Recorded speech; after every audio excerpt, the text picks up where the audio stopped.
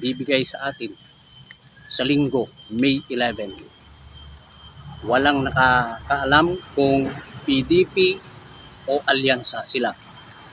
Wala. Mula sa national hanggang sa lokal.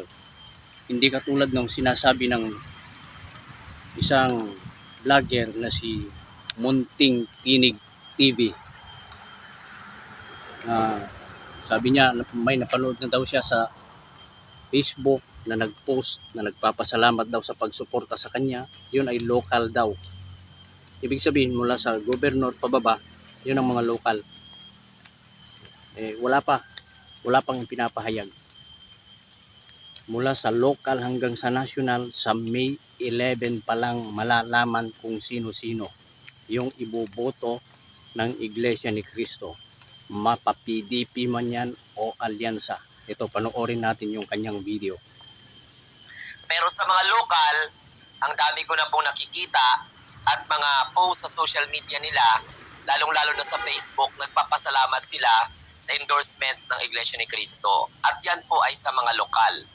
Sa senatorial, again, gaya ng sinabi ko, hindi pa malinaw sa akin, wala pa akong listahan ng mga kandidato na i-endorse ng Iglesia ni Cristo. Ganun pa man, gusto ko lamang po magpauna sa mga kapatid natin sa Iglesia ni Cristo. Tanggalin na ninyo yung magpasinda kayo sa inyong mga leader. Fake news yan. Fake news. Huwag kang nagsasalita ng ganyan, Munting Tinig TV, dahil wala kang alam. Mahigpit ang mga tagubilin sa amin. May mga ipinaabot na palibot liham sa aming mga pagsamba.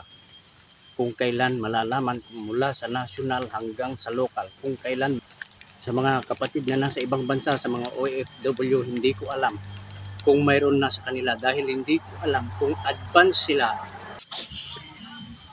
Naglipa na ngayon ang mga post tungkol po sa endorsement ng Iglesia ni Cristo. Nag-aabang po ang sambayan ng Pilipino. Totoo, naglipa na sa social media ngayon. Yung mga nag-aabang kung sino-sino, inaabangan nila kung sino yung pagkakaisahan ng Iglesia ni Cristo sa araw ng eleksyon. Kung sino yung napili, may pag-asang manalo yon. Hindi man siya mananalo, pero malaki pa rin yung kanyang nakukuha. Naintindihan po ninyo? Kasi ang Iglesia ni Cristo ay nagkakaisa. Marami po ang nag-aabang talaga. Sabi niya, ituloy natin na. Kung sino po ng mga kandidato sa pagkasenador ang i-endorse ng Iglesia ni Cristo. Meron pong nag-message sa akin, Sir, pwede mo ba akong pagbigyan? Pwede mo bang paliwanagan ang taong bayan o yung iyong mga supporter o mga subscriber tungkol po sa kumakalat na mga balita na wala pong in-endorse ang Iglesia ni Cristo na mga kandidato mula po sa alyansa.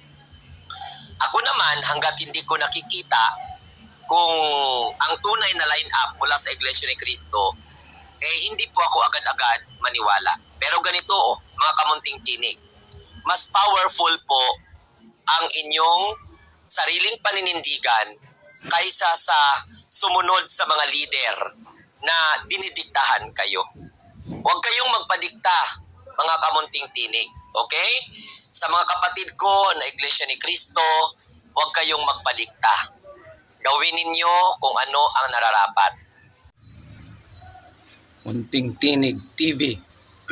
Ang desisyon namin ng mga Iglesia ni Cristo, magpasakop sa pamamahala. Hindi yung sarili naming desisyon.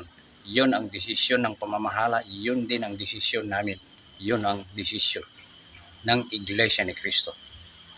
Kaya hindi mo kami pwedeng sabihin na yung damdamin namin ang sundin namin.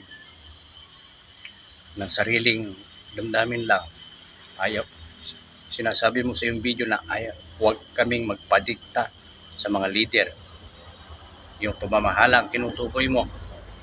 Munting Tinig TV, ito ang tandaan mo. Bago mag-Iglesia ni Cristo, magpadoktrina, dadaan sa mga doktrina, ituturo yung mga aral. Ano ang isa sa mga aral? Magpasakop sa pamamahala. Yun ang desisyon namin. Oh, manalo man o matalo yung pagkakaisahan ng politiko, wala na kami doon. Basta naipanalo namin yung pagkakaisa na aral. Yun ang pasya ng pamamahala. Yun ang itinuro ng Biblia. Wala sa amin kung sino yung politiko na yan, kung nasa PDP o kung nasa alyansa. Meron akong nabasa na comment doon kay Munting Tinig TV. Ayan o. Oh. Oh. Ay, hindi ka totoong iglesia ni Kristo. Nagkukunwari ka lang. Isa kang isa ka sa mga nag-iispiya sa iglesia ni Kristo. Dahil hindi ganyan ang paninindigan ng tunay na iglesia ni Kristo. Sinasabi mo iglesia ni Kristo ka pero hindi mo iboboto yung pagkakaisahan sa iglesia ni Kristo. Sinungaling ka. Bago maging ganap na iglesia ni Kristo ang isang tao na gustong umanib sa iglesia ni Kristo, tuturuan ng mga doktrina. Mahigit 20 na leksyon ang ituturo. Kasama na dyan yung pagpapasakop sa pamamahala. Kung ano ang magiging pasya nila, yun ang susundin ng buong puso. Yun ang aral sapagkat nasa Biblia. Kaya nagkakaisa ang iglesia ni Kristo. Ano ang isa sa mga itinuro sa loob ng iglesia ni Kristo o doktrina? Pasakop sa pamamahala. Pasakop sa nangangasiwa. Magpasakop anya kayo sa bawat namiminuno sa inyo dahil ito ay nakalulugod sa Ama. Bakit kailangan magpasakop? Sapagkat ang pagpapasakop ay nakapagbibigay ng kaluguran sa ating Panginoong Diyos. Tapos sasabihin mo na yung sarili naming kagustuhan ang susundin namin, tinanggap na nga namin yung aral. Tinanggap na namin yung utos na magpasakop. Kung anong pasya nila, yun ang susundin. Bakit kailangang magkaisa? Sapagkat ang iglesia ni Kristo ay iisa. Sa harapan ng Panginoong Diyos ay iisang tao. Ang ulo, Panginoong Jesucristo, ang katawan ng iglesia. Ang isang katawan, maraming sangkap, pero nagkakaisa, hindi nagkakanya-kanya, hindi nagkakabahabahagi, katulad ng iyong relihiyon. May mga nabasa akong comment. Ang daming comment sa kanyang video. Nagsasabi sila na sila ay mga iglesia ni Kristo pero ayaw daw nilang sumunod kung ano yung pasya. Ay mga yan. Oh. Ito pa. Oh, ang dami. Kayo na ang bahala kung sino yung mga yan. Maraming mga nagko-comment doon. Pero sa tingin ko, yung mga nagko-comment na yan ay mga hindi iglesia ni Kristo. Sinabi rin niya, Munting Tinig TV, na may mga subscriber daw siyang iglesia ni Kristo na totoo. Ang isang iglesia ni Kristo ay puspos ng aral, yung tunay. Matamang nagmamasid, nag-iisip. Hindi yan nagmumura. Kung may magmumura sa iyo, hindi ko alam kung totoo yun o iglesia ni Kristo talaga. Pero tinuruan ang bawat iglesia ni Kristo na huwag manakit ng damdamin ng ibang tao. Pero yung sinasabi mo na yung huwag kaming pasisindak sa namamahala. Yung sinabi mo sa mga leader, huwag pasisindak sa leader. Mas powerful po ang inyong sariling paninindigan kaysa sa sumunod sa mga leader na dinidiktahan kayo.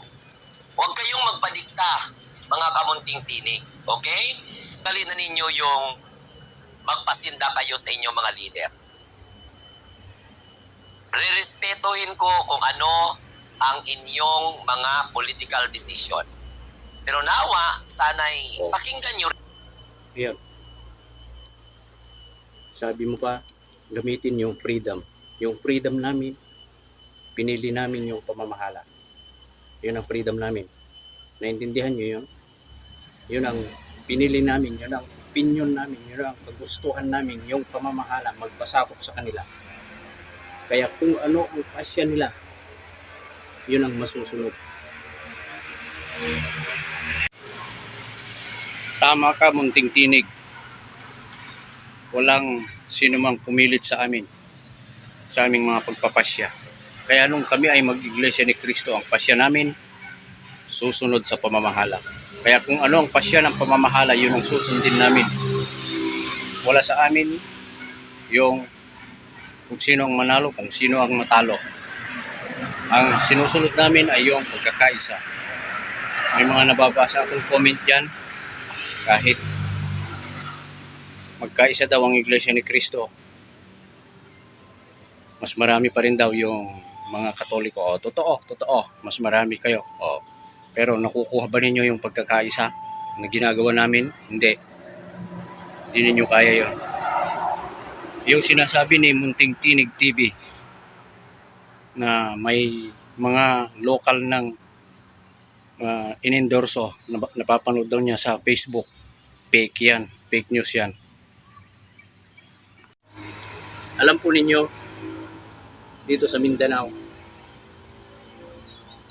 may mga lugar, may mga lokal, may mga bayan na may mga politiko pero walang lumapit sa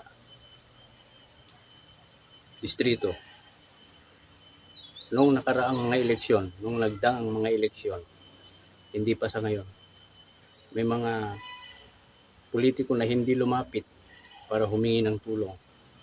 Kaya ang isinagawa, pagboboto noon ng Iglesia ni Cristo, halimbawa mayor, halimbawa, walang lumapit sa distrito, sa tagapangasiwa sa distrito.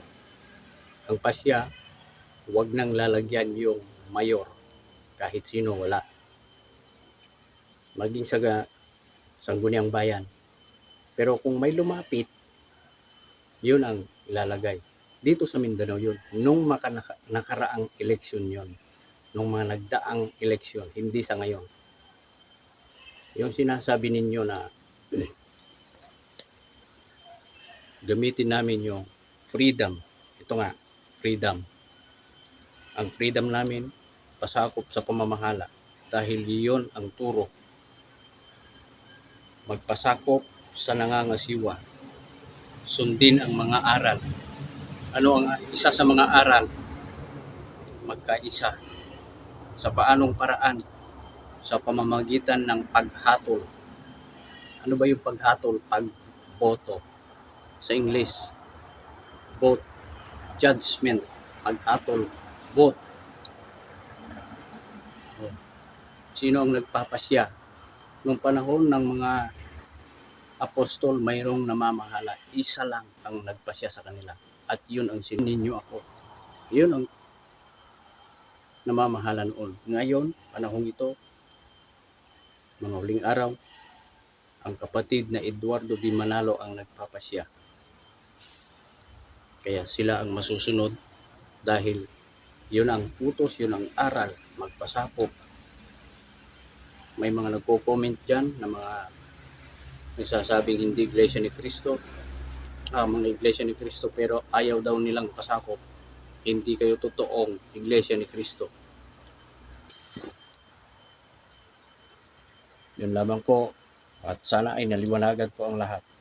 Wala pang pasyang pamamahala, mapa-PDP man yan, mapa-alyansa man yan, mula sa national hanggang sa local, wala pang pasya kung sino-sino yung ihahalal. Sa May 11 pa lang malalaman. Maraming salamat po.